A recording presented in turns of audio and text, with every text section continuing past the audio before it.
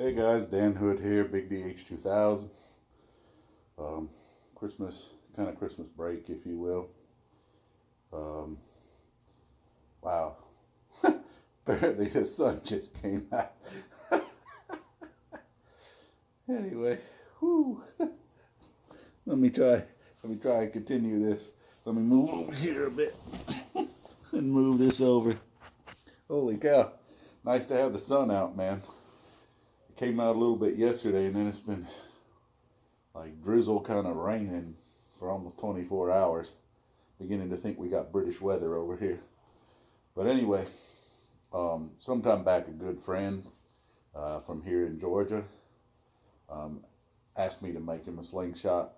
Um, we agreed to all the stuff we got to agree to. But anyway, he I won't say the name because I want to let him surprise all of y'all when he gets it. But he loves using my slingshots. He loves natural looking stuff. He's not into the supremely fancy. He's into the functional and the comfortable. And I don't care if I throw it in the truck kind of deal. You know, he wants it to last forever. So anyway, he really liked the little plinkers I'd been making, except he wanted a, like, you know, not quite full size, because he's got a full size from somebody else. He says just a touch too big, so I believe this is 95%. I'm not exactly certain. Might be 90. But anyway, it's a touch smaller than the normal one. Got the fancy pin in it. Okay, I'm not sure it's clear enough for you to see, but hopefully you can. Holds like this. I always put the pin out where you can see it. This individual's a left hand hold, right hand pull. One thing I need to discuss so that you guys understand: when you order a custom slingshot from somebody, remember you would like precision and you'd like all of that, but what you're really looking for is a unique slingshot that fits the hand well.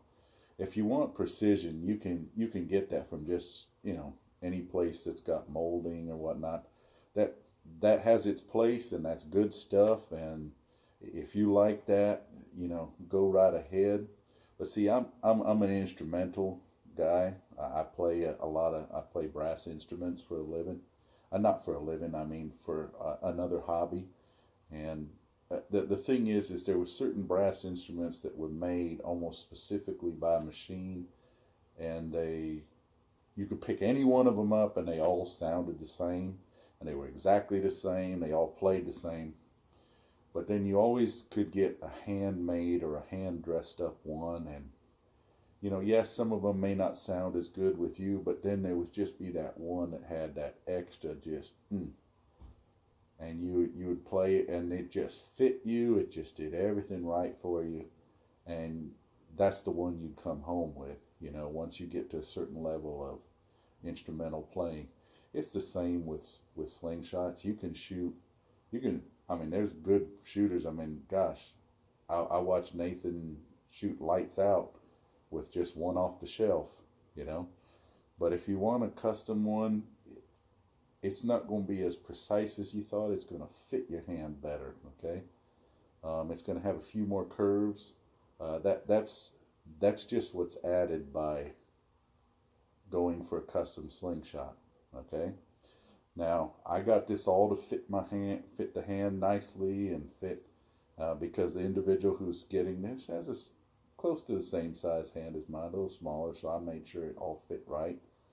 But if you look, once it's all said and done, you look at the end here, you notice it's not perfectly elliptical.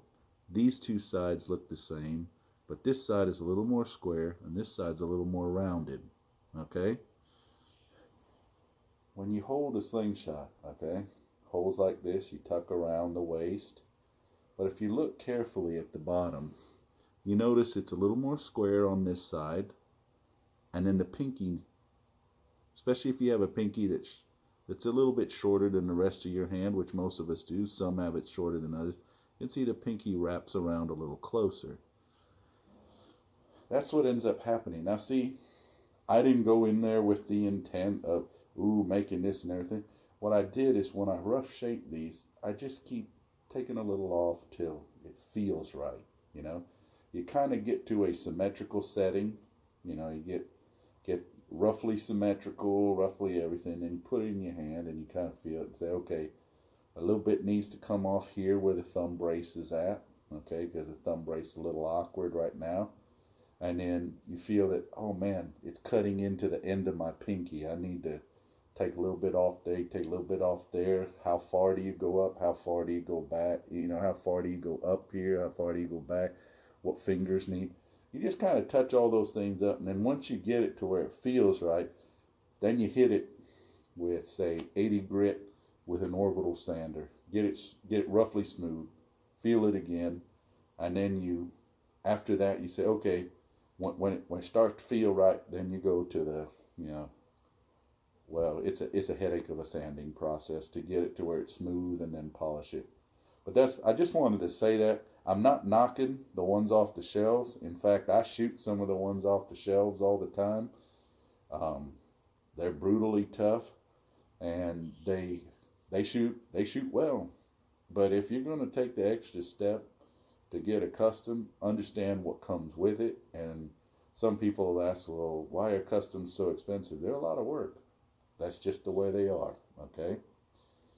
That's not to say you have to own a custom. You can own another one and win tournaments. You just own one right off the shelf and win tournaments with it. I've seen it done multiple times.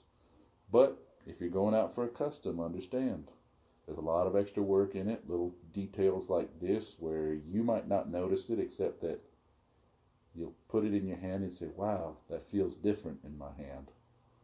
That's just the way it is, and that's the way customs are. And I try to do my best to fit the hand of the individual who's trying to get it from me. That's why I usually ask you for glove size when you come to ask me for something. I also ask, you know, what kind of fork gaps do you prefer, and then we look at a model that's close to that. Things like that, little things like that you can do with a custom that's really hard to do with a production model. But like I said, I'm not knocking the productions. I've used them plenty too. And in fact, I've seen some people that prefer productions over customs. No problem with me. That's great. As long as you find something that works for you so you can enjoy the sport. Okay? That's my whole goal, is to help people enjoy the sport and at the same time not go broke because all my equipment's broken down because it's been cutting this crazy stuff too much. But anyway, sorry this is a long video, guys, but I wanted to show you a few things, and the person who's getting this Slingshot will appreciate it too. Take care, guys.